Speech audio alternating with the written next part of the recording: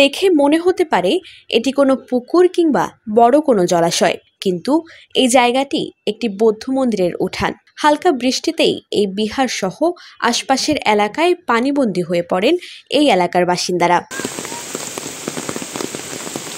স্থানীয়রা জানান, জলাবদ্ধতার কারণে মন্দিরে যেতে পারে না পুণ্যার্থীরা। শ্রীকুল পুরাতন বিহারে প্রত্যেক বছর আমরা বর্ষাবাসের আগে কেউ ভালো করে বসবাস করতে পারি না।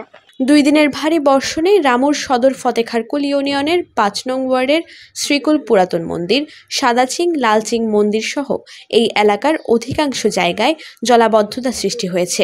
এতে চরম ভোগান্তি পোহাতে হচ্ছে স্থানীয়দের। পানির যাতায়াতের ব্যবস্থা না থাকার কারণে আমার উত্তর শ্রীকুলের পুরাতন রাখাইন মন্দির সহ শত শত ঘরবাড়ি পানির নিচে। সঠিক পানি নিষ্কাশনের যদি সঠিক ব্যবস্থা থাকতো, আজকে আমাদের এই পানির নিচে থাকতে হইতো না। পানিবন্দী স্থানীয়দের দেখতে আসা ফতেখারকুল ইউপির চেয়ারম্যান প্রার্থী তানভীর শাহ বলেন, অপরিকল্পিত নগরায়নের ফলে এই জলাবদ্ধতার সৃষ্টি হয়েছে।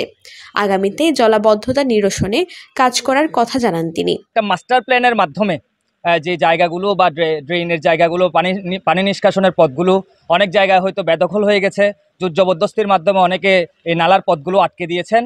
এই জিনিসগুলোকে প্রশাসনিকভাবে এবং যদি আল্লাহ রহমতে আমাকে আল্লাহ সুযোগ দেন, তাহলে ইউনিয়ন পরিষদের পক্ষ থেকে আমরা সমাজসহ সকল স্তরের মানুষজনকে সাথে নিয়ে এই ড্রেনের পথগুলো অবমুক্ত করে এই এলাকার মানুষকে এই জলাবদ্ধতার অভিশাপ থেকে মুক্ত করতে সক্ষম হব। জনপ্রতিনিধি ও প্রশাসনের কাছে মন্দিরে আসা পুণ্যার্থীরা এই দুর্ভোগ থেকে করছেন মুক্তির প্রত্যাশা। News desk, TTN.